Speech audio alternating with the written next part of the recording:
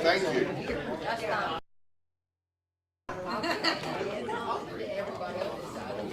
Okay, well, good. All right, howdy.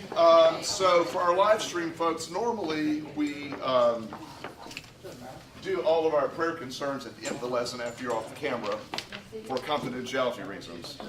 However, I do want to give one important update while we're with the camera, because I know that many of the folks who are watching live stream this morning want to hear an update on Alyssa Topper. Yes. So let me, I'm going to back up and bring everyone up to speed.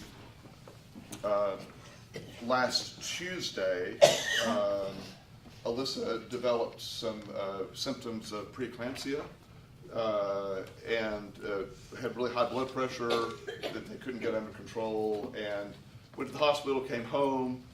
By Wednesday, things were worse, nausea, vomiting, and they admitted her to the hospital on Wednesday, and things were very, very difficult during that time.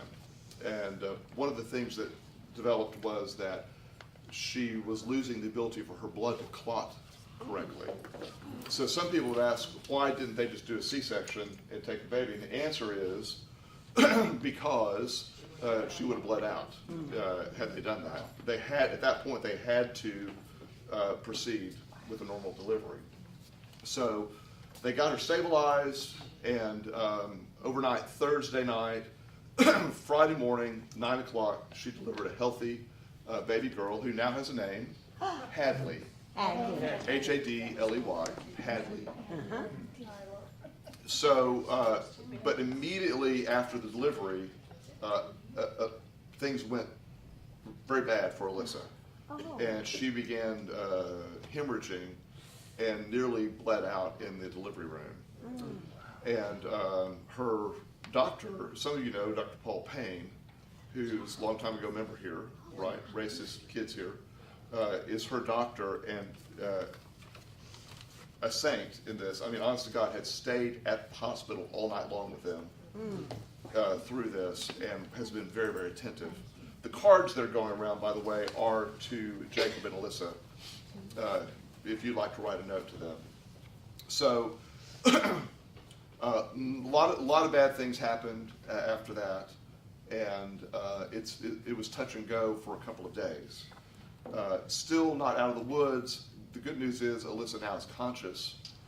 She was in and out of consciousness for a couple of days, and now is conscious. Her vital signs are still not where they need to be. She's not recovered, is the thing I need to say. So much prayer needed, and I know many of you have been praying since the email went out that Shannon sent. We have been in constant prayer, and that's all we can do right now. I've had many of you ask, what can we do to help? And the answer is pray. They have family with them at the hospital. Alyssa's still in ICU, so no one can go there. They don't need the distraction of us coming down there. They don't need the distraction of calls. I've been down there once on Friday afternoon, and even I've not been back. So we're staying away, but trying to stay in touch as well. So your prayers, very much appreciated for Alyssa and Jacob and Hadley during this time. Have I explained that in a way that's helpful to everyone? That was good. Is Hadley still in the hospital also? Hadley is still in the hospital right now. However, the way things are looking, Hadley will be discharged before Alyssa. Okay. And so there are some issues with that. Again, there's family around to help also. And, there's the resident row family as well, and they're all very, very close. So that's probably enough said about that. One more question. Yes. Hadley is doing well. Hadley is fine. Okay. To the best of our knowledge, Hadley is fine. Yes. All right. Trish, we're glad to have you back with us. Yes. How you doing? Good. All right. Very good. And looking around the room. Welcome back. Yeah, Dwayne. Thanks, no, we had it. All right? The cards are going around. Feel free to sign them. Also, one announcement. This Wednesday, This Is My Story speaker is our own Pat Austin.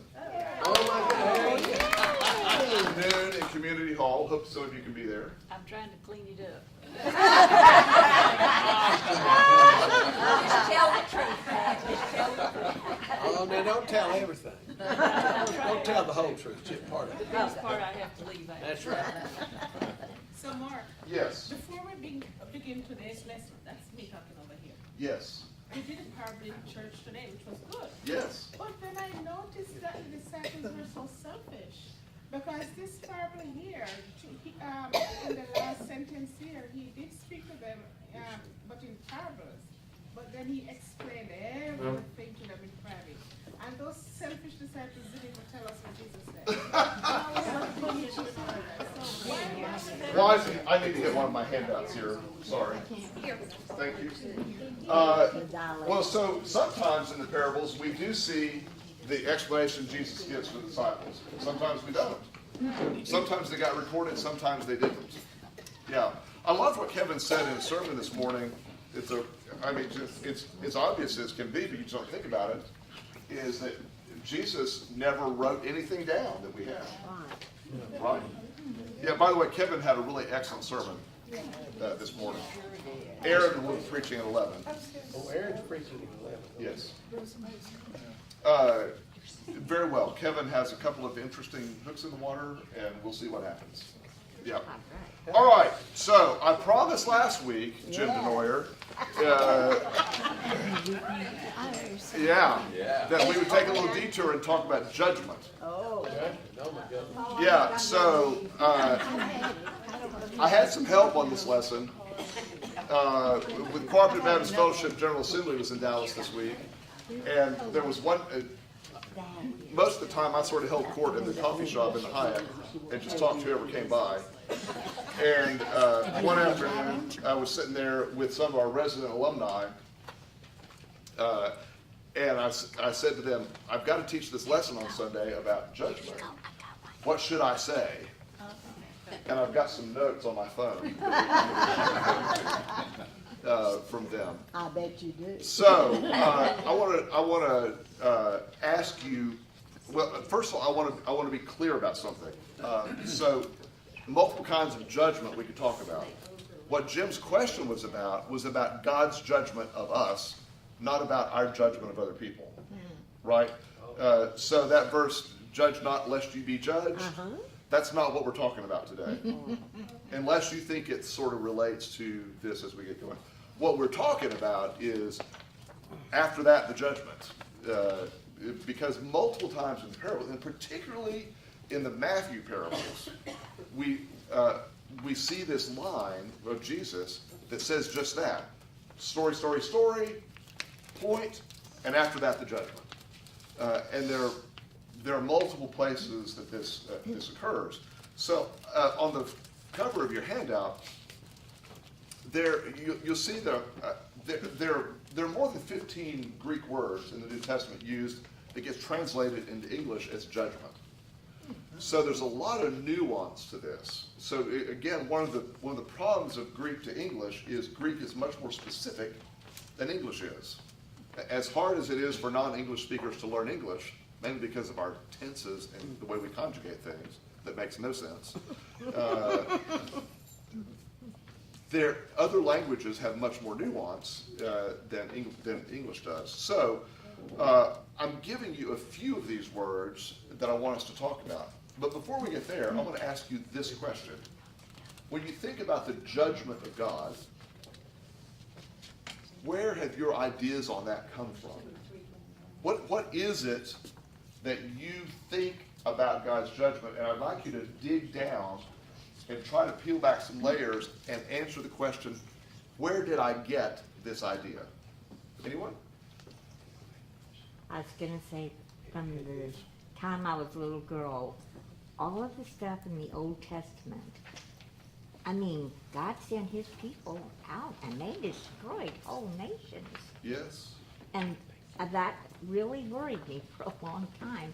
But now I have proclaimed Romans 8:37 through 39, and I just think that his love is a lot greater than his judgment. Okay, there's one story. Someone else? Where have you learned of God's judgment? From very Southern Baptist, South Mississippi preachers. Some fiery sermons. Fire and brimstone. Yeah. I got scared so badly I didn't even want to go back to church. You got scared so bad you didn't want to go back to church. Yeah. Someone else? I grew up in Dallas in a big church, so I didn't see judgment like that. I mean, it wasn't fire and damnation. It was fire and damnation, but it wasn't yelled at me like when I Okay. It was A a very, kinder, gentler fire and a damnation. little bit. I didn't grow up in southern Mississippi. My church, you could smell the smoke. Certain sections of our church, you can smell the smoke. But you know, I worked for the Baptist General Convention and was trustee.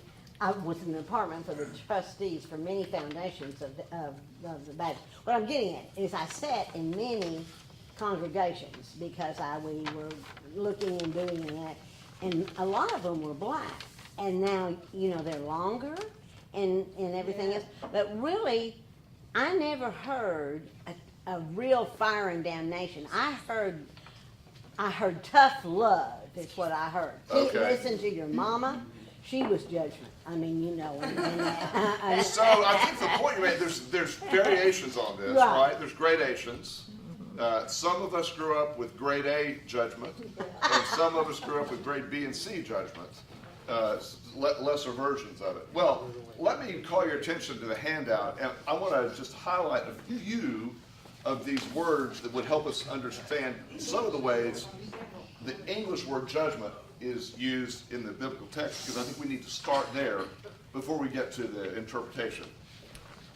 Probably the most often cited variation on the judgment of humanity by Christ, and in the New Testament we find that Jesus is given the role of judge, right? Probably the most common concept we have in our head is from a word that's only used 12 times in the New Testament, the bema, B-E-M-A is the transliteration here, which means a step, a raised place, a tribunal, or it's a platform on which someone walks up to receive judgment. So think of the judge's seat, for example. It's a tribunal chair here. And an example of this is in 2 Corinthians 5:10, which says, "For all of us must appear before the judgment seat of Christ, so that each may receive recompense," don't you love that word? "For what has been done in the body, whether good or evil." And I think that one verse encapsulates a lot of our teaching about judgment in what we think in our heads, right? Because this idea of final judgment that we get. Mark, let me ask you a question Yes. about that. Are we all going to have to stand in line and listen to the one before us be judged? So hang on, I'm going to get there. It's easy to caricature that, right? You have these images of people lined up for their time in court. And some of our theories of the atonement depend upon this as well. So I've given you an interesting quote from the website Bible.org, and I've noted here, in case you didn't know this, which you wouldn't, that this is associated with Dallas Theological Seminary, which is not a liberal place, okay? So if you think this is just Mark's liberalism seeping into your life again, no, not in this case. And you'll see here their interpretation about this that really leads to an understanding that the judgment talked about here is more about rewards than damnation. Oh, good. More about rewards than damnation. Now, I still take exception with a little part of this, but I thought this was a good summary. You can read it on your own. The bema, according to the view they give, is about the award platform. Think the Olympics, right? You put the winners up on the platform, which is the same kind of deal, same word here, and you get the little laurel wreath of victory. So they say in all of these passages, Paul was picturing the believer as a competitor in a spiritual contest. As the victorious Grecian athlete appeared before the bema to receive his perishable award, so the Christian will appear before Christ's bema to receive his imperishable award. The judge at the bema bestowed rewards to the victors. He did not whip the losers. This is from Dallas Theological Seminary, not from me. We might add, neither did he send us into hard labor. That's right. Okay, so there's one thought. Let that start stewing. So think of this like every burner on your stovetop is about to get a pot simmering on it. All right, so here's one simmering back here, steeping. Now, another Greek word is, I'm not sure if it's crisis or crisis. 48 times in the New Testament. And this is about making a decision or deciding between something, right? So you see the examples here, Matthew 11:24, Jesus says, but I tell you on the day of judgment, on the day of decision, it will be more tolerable for the land of Sodom than for you. Hebrews 9, and just as it is appointed for mortals to die once, and after that the judgment, or the time of decision, right? That's another way of looking at that. Then another word is credo, which means also to judge or decide. And this is much more common in the New Testament, 115 occurrences. This means to separate, to make a decision about who's here and who's here, right? And here's where that passage that we're not going to talk about today falls. Do not judge, and you will not be judged. Do not separate people out, and you will not be separated out. Or the verse that comes after John 3:16 that no one remembers. Indeed, God did not send the Son into the world to condemn the world, meaning to judge the world, but that the world through him might be saved. That's an interesting use of that. And then there's another word called krima, K-R-I-M-A, that in the transliteration that's used 28 times in the New Testament. And this also is about a verdict, right? Giving a verdict. So Jesus said, I came into this world for judgment, so that those who do not see may see, and those who may see, who do see may become blind. And then there's another passage from Romans there. That's an example of that. Many, many more examples we could give of the word judgment as it's used in the New Testament. But I wanted you to sort of have several ideas of this to understand there are a lot of nuances to this. So let me pause. What questions do you have about that concept before we move on? All right. Yes. How does that affect what Paul said about there's no condemnation for those who are in Christ? Excellent question, and we're going to get there. If I fail to answer that, hold me to it, okay? That's one of the questions I intend to answer today as well. The next thing in your little packet is an excerpt from a new book. Allison's actually teaching from this book up at Epiphany today. This is a book by a guy named Morgan Guyton. And the title of the book is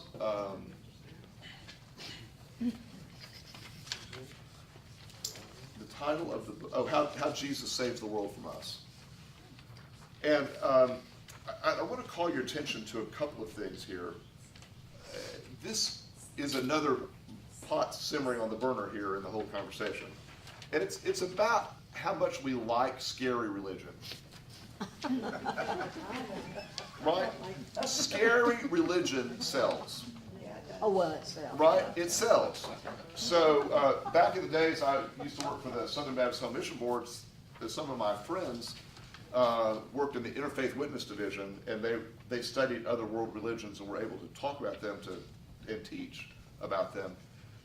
And we sort of had come to an agreement about this, that if we wanted to start our own new religion, it would need to be really scary. Because scary sells. Scary motivates, right? We've seen that within the Christian church too. If you can smell the smoke of hell,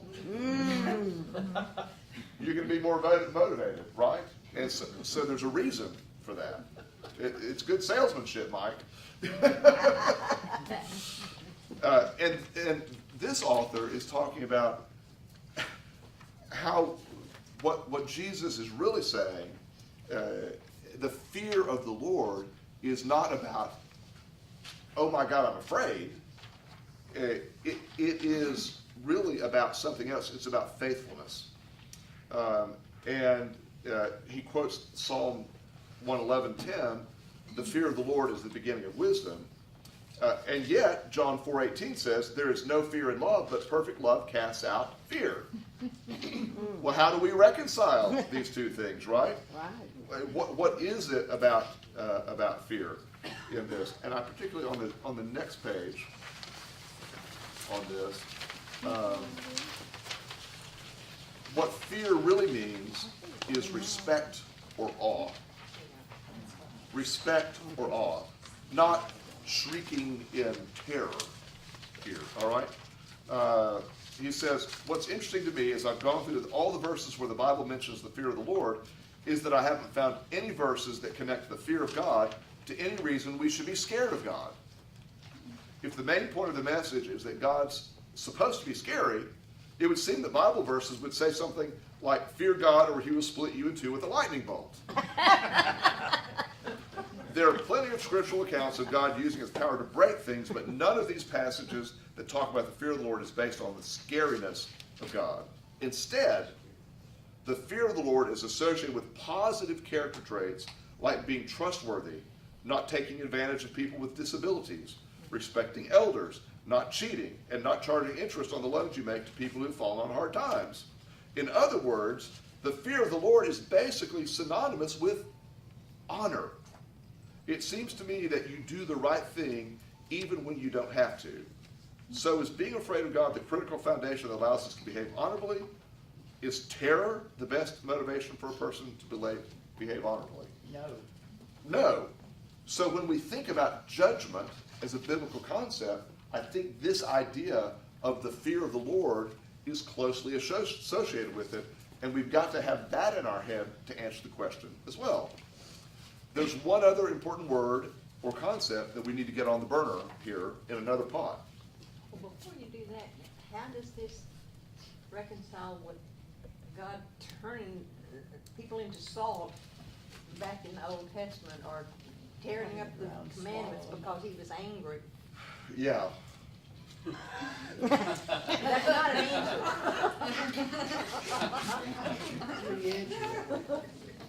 Yeah, well. So the easy answer would be to say, well, that's the Old Testament, let's talk about the New Testament. But I won't ignore it and say that we do certainly have evidence of God's anger in some situations. Yes. Isn't that like, that was disrespect to God? Because it's like a parent, when a child disrespects them, they have to do something, to... I think it also goes to, I'm going to out myself here again. I think it goes to how literally you read those Old Testament stories, right? But it's also disobeying God because they were warned. Right. Carolyn? Well, the thing that struck me just now was the Old Testament was under the law, and the New Testament is under grace. And maybe that's the whole thing, the whole difference. Maybe. I think that's maybe too easy. I I'm trying not to hide I under was that, trying to Jim. make it simple. New Testament, Old Testament, but this is my question. Aren't we also taught same God, New Testament, Old Testament, same rules, New Testament, Old Testament? God doesn't change. God Yeah, doesn't so change. remember, I taught you about I know. the heresy of Marcion. Marcion was the guy who taught that the God portrayed in the New Testament is so different from the God portrayed in the Old Testament that they could not possibly be the same God. Right, and that's been found to be a heresy. So we don't want to fall down that ditch, and we've got to figure out how do we reconcile one with the other. All right? Yes. In the New Testament, the story with Ananias and Sapphira, that's it too. Yeah, that's about like Lot's wife, isn't it? Yeah. Yeah, that was just as Yeah, they were much. struck dead. Or those people got swallowed up by the earth for hiding idols or. Oh, yeah. Yeah. On, Exodus. So there is, that's kind of judgment, isn't it? Yeah. Yeah. Okay, hold that thought, because I hope the answer I'm going to give you relates. Helen? Do you need to call a friend? I need a lifeline. Yeah, throw out the lifeline.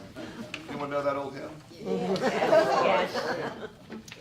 All right, the other concept we've got to consider before we really get too deep into judgment is hell. Because a lot of our theology of judgment is tied up in our theology of hell. Now, there's been no greater, I think I'm safe in saying there's no greater debate in the contemporary church, other than maybe human sexuality, than this whole notion of hell. And no one has stirred the pot on this more than a pastor named Rob Bell. And Rob Bell was pastor of a non-denominational church called Mars Hill in Michigan. And he's written a couple of really controversial books. And in one of those,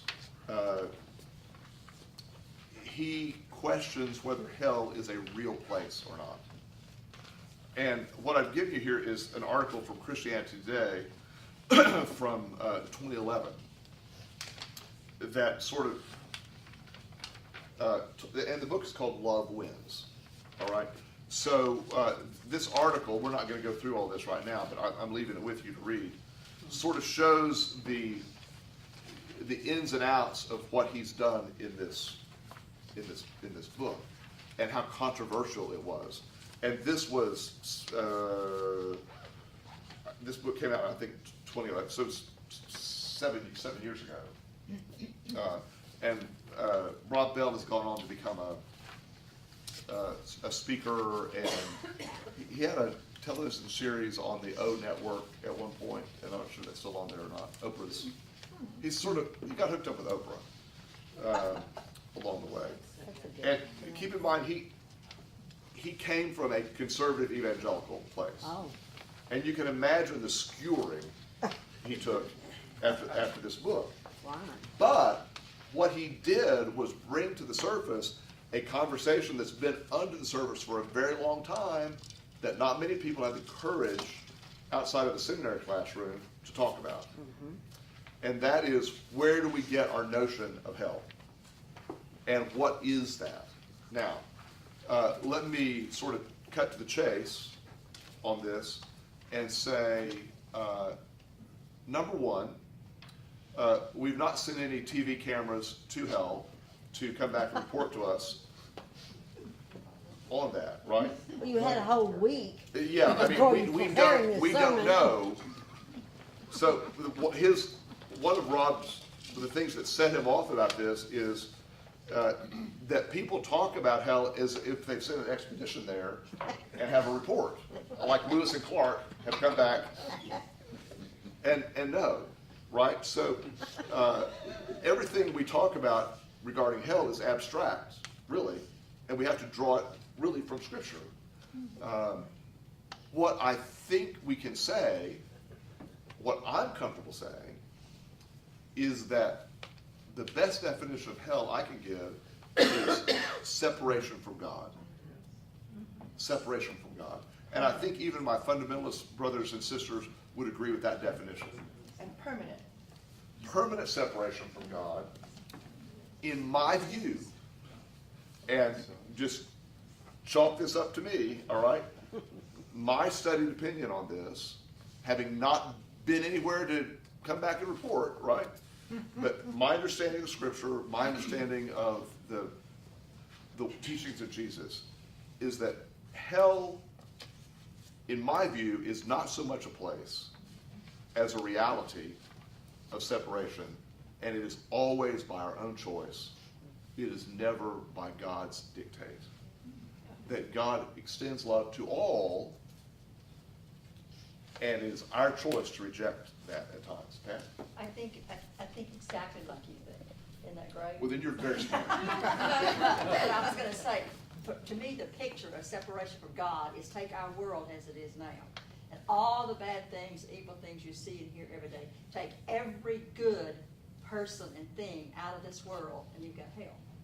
Yes. So, In Harry Potter, it's the Dementors. Yeah. Now, and another piece of that is that all these people who say there is no God and in that moment when they meet God and realize they were wrong, that's when they realize that by their own decisions, they have been separated from him forever. So not only are they separated from God forever, but they're separated from God forever with the knowledge of what it could have been. So that is a valid way of looking at that. I would go a step further myself and say that separation from God is what you really want. It's not that you've gotten tricked. It's what you really want, and you don't want to be a part of God's You work. said you didn't. Right. And then you really don't. And then at the end, you see, Yeah. and it's like, but you can't change your But mind. see, this is from our view as Christians and those who choose to follow God, we would say, why would anyone ever think that was the best outcome? Right? But it's like me saying, why would anyone like butterbrickle ice cream? It's a waste of sugar. Or why would anyone bake an oatmeal raisin cookie? It's a waste of sugar, right? Because it makes me think it's a chocolate chip cookie, and it's not, right? I can't understand that, right?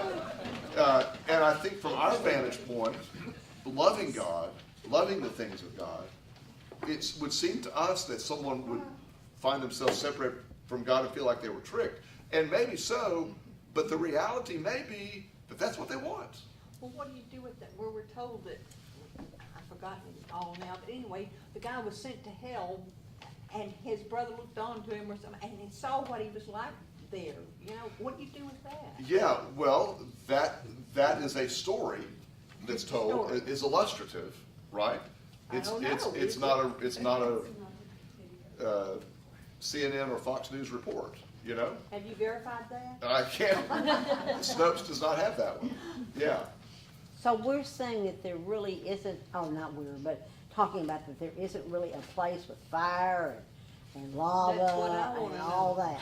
But you know what, maybe, Did I say that? Did not say that? you know, but isn't it possible that being separated from God, when you know there is a God, when you all your life said, but then you see that there really is a God and that there really is a heaven, and then you are separated from ever, isn't that separation bad enough? So, yes, and I don't know is the answer. I don't know. I don't know. Linda. But isn't hell a place prepared for Satan and his kingdom? So hell is a place that is prepared for Satan. When he left heaven, hell was prepared for him, so it has to be a place. Okay. Linda? Hell was the place. Okay, well, I was just gonna say, I really agree with you on how you think it might be, but we have to remember, we really don't know what heaven's like either. That's right. We have no more idea of what it's really like to be in heaven, and what that means, than we do hell, really. That's right. And But is number heaven really a two, place? if I could say one more thing, Yes. is that I think it's much more important that we think about what it means to be separated from God or not while we're still alive on this earth. And the rest of it's probably gonna work out. That's a good nutshell of the whole thing right there. Thank you, Linda, Oh, that's emasculating. I like that. I was just gonna say, nobody has come back from hell, but there have been some people who have been to heaven, you know. But- Well, So they say. So So, Yeah, which is funny to me that well, anyhow. okay, so we're talking, judgment for those of us who have been exposed, but there are some people in this world that have never had the opportunity. Yeah, and that's a whole nother problem when we get to a lesson on hell. Yeah. Yeah. But today we're talking about judgment, which is related to hell, Yeah. right? So what is it that Jesus means when he says in the parables, which is where we started with this, that there's judgment coming? And I'd like you to think about some possibilities on the way that might manifest itself. Jesus says, now has come the judgment of this age. It was one of the sayings of Jesus in the parables. Now has come the judgment of this age. And there are things like that throughout the teachings of Jesus. So I mentioned something last week, and we didn't have time to dig into this. But I got you started on this, and you guys are already pushing back on me, which is good. Think of ways in which judgment is built into the order of creation. It's built into what? Built into the order of creation. So this is probably one of Newton's laws. Well, it is one of Newton's laws. It's the third law. To every action, there's an equal and opposite reaction. Right? And a variation on that would be to say, everything that we do has a ripple effect, both within us and beyond us. So,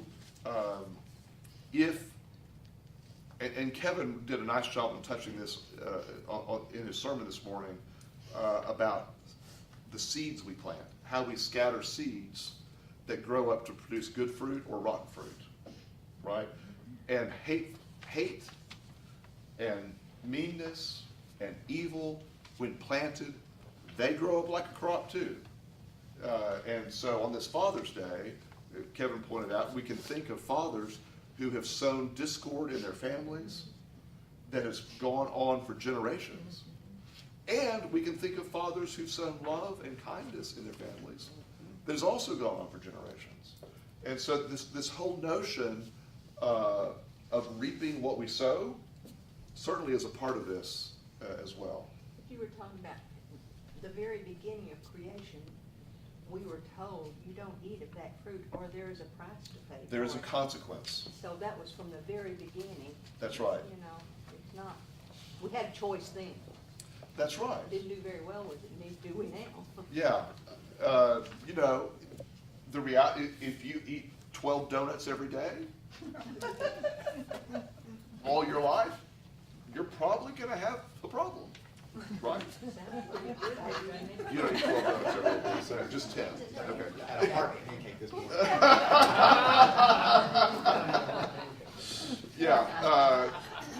Yeah, did you get that from What a Pancake? Y'all see the response? Mama made one. Whataburger's response to IHOB being IHOB. This week, Whataburger tweeted, "We're not changing our name to What a Pancake."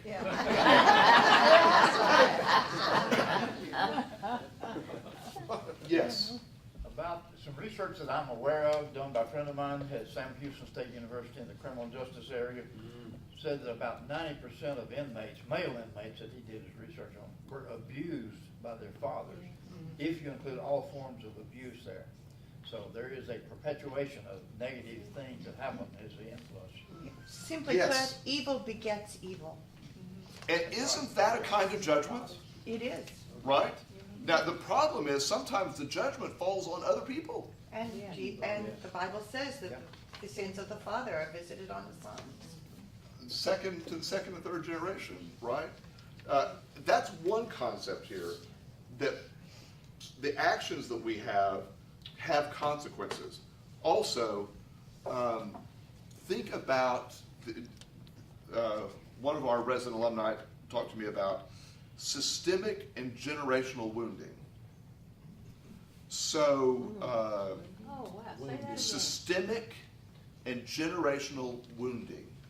So, Kevin had a wonderful, challenging illustration in his sermon at 8:30 this morning about how the justification of slavery first became codified in law in Virginia and gave cover for this, and the seed that was planted in that that has created a systemic problem of injustice today, right? So we inherit the wind, in a way, to quote the Old Testament, because of these things that keep ricocheting, and that's what we mean when we talk about systemic wounding. Now, the other thing I want to think about is, and I know this is scattershot here, how often do you think about judgment for yourself instead of other people? Right? I mean, most of the time when we're talking about judgment, it is someone over there who God is going to judge. Unless you really got raised in an ultra fundamentalist church and you've been beat down so much you think you're not worthy, Right. and that happens, it's going to be judgment on you. But most of us feel that way a lot. are really keen on judging other people, God judging other people, not so much on God judging us. But as you get older, that kind of changes, because you realize you got less time to make good. Amen, sister. Amen. Yeah. Well, I mean, isn't that... What's good for the goose is good for the gander, to use another country saying today. All thank you, courtesy of my grandfather. I learned these things.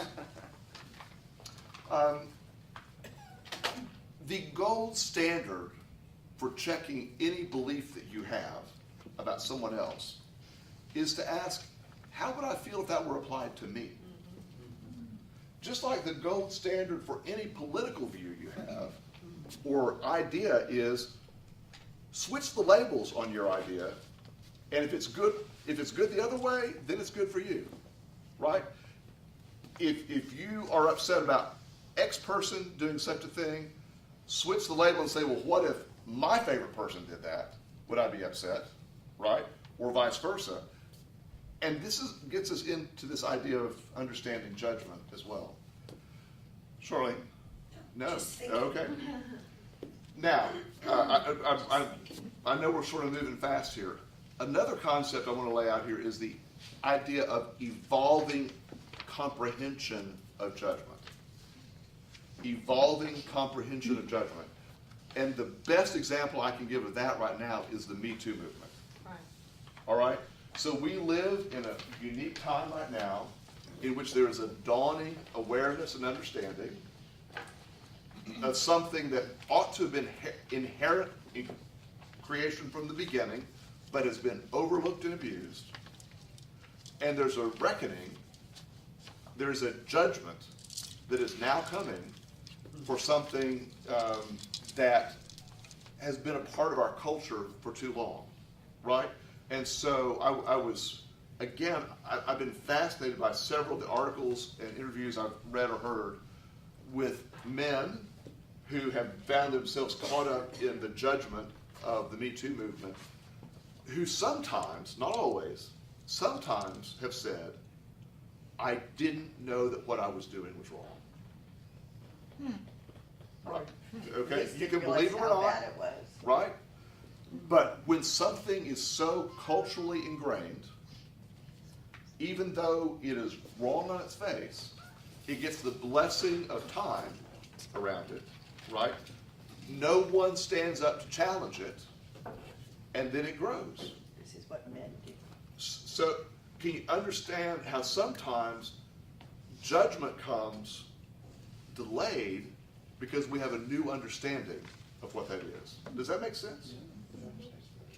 But if we all had used the golden rule, do unto others as you would have them do unto you, then there wouldn't be any need for a Me Too movement or any other movement. I'm dogs, cats, whatever you want to get to, right, like that. right. And people have lost their sense of community and what was done, what your grandfather said, what was good for the goose was good for. I mean, somehow, like you said, over time, the punishment or the shame or whatever on any subject has lessened. I mean, we all know. Your grandmother would not have let you stay with your fiance before you got married. Right. Right, okay, I was that old. And that, but I mean, not that that's good, bad, or indifferent, that's not one, but the shame of that. Define what you mean by stay. Overnight in the same bed. Sorry. Yeah, but I mean, certain things like that, can you not think when I'm old, but I graduated from high school in the 60s, and that was not what anybody, they did it maybe, but you sure didn't make known at Sunday school that you did So, that.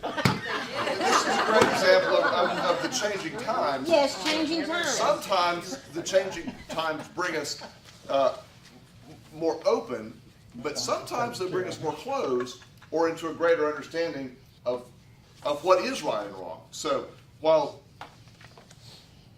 we tend to think as time marches on, everything gets more loose and progressive, the reality is, as time marches on, we sometimes have a greater understanding that's more restrictive to say, this is wrong. Right? It runs both ways. Sometimes it takes a long time. Yes, Darrell. Whether or not, if we do something and we don't know that it's wrong, because God doesn't change, we may not know it's wrong, but it is still wrong in God's eyes. So we don't know it's wrong, and even if time changes and society says, well, then it is okay, it is still wrong in God's eyes. So because he doesn't change, and if he doesn't change, and that is his law, and so where do we stand? So it's still the consequences are still there. So think of any number of examples where there was something that was smoking. Let's take smoking as an example, right? For many years, right? We didn't know the hazards of smoking, the health hazards of smoking.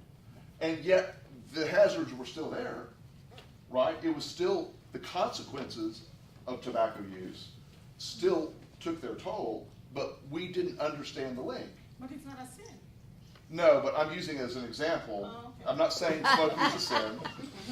I'm using just as an example of how when we gain a new understanding of something, it doesn't, the consequences of that action were still there, right? And the same is true of sin, as you're saying. It's still there. We just don't have a label on it yet. I really think that same situation exists today with the legalization of marijuana. For so many people, marijuana just leads to a horrible, dark life.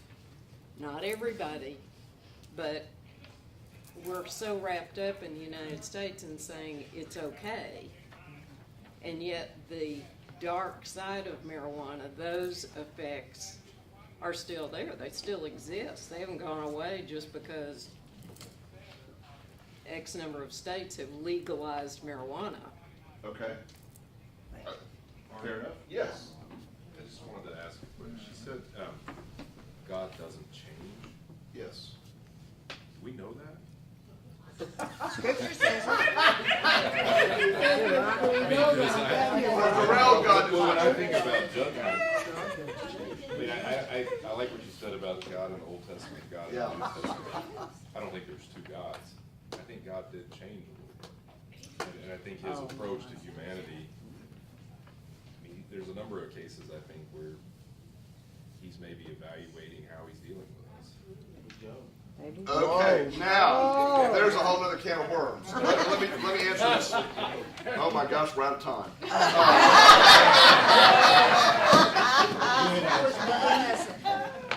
Seriously, we are really out of time. Could I pick that up next Sunday? Yes. Could I please? The short answer is, I think our understanding of God changes. I think as we see more and more of God, as God is revealed more to us, we have it's like driving around the mountain. And the more you see of the mountain, the more your perspective of the mountain changes, right? It's green over here, it's brown over here, still the mountain, right? we are seriously gonna be late for church, if I don't stop this. So, we've got more to say on this. Jim, see what you started? But talk to your back now. I have my 2 pages of notes. Okay, we haven't even gotten to those yet. But let me just say this, thank you for this effort.